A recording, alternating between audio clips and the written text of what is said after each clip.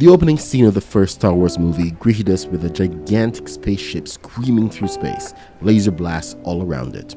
It was spectacular and set us up for a hell of a ride. I mean, a spaceship shouldn't look this good, right?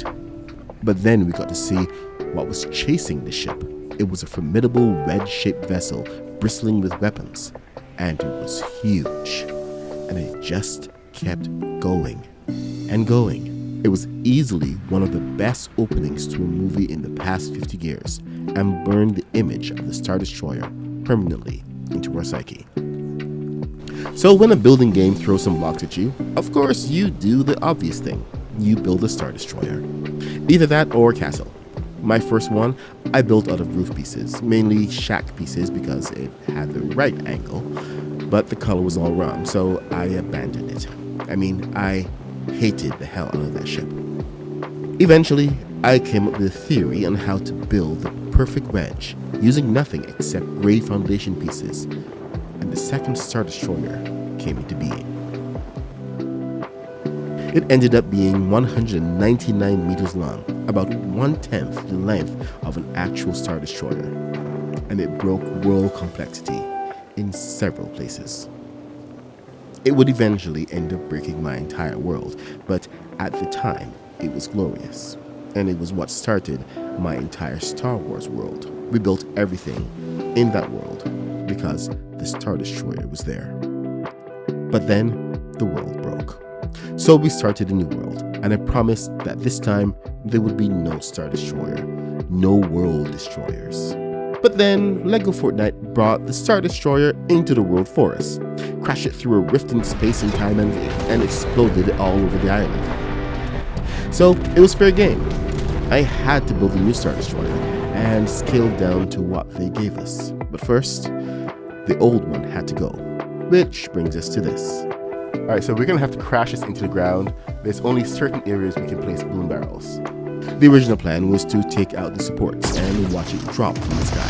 It would be the perfect wreckage. Except that it wasn't cooperating. Glory. Oh no, I'm frozen. I have the best view of all these. They're still going. Yeah.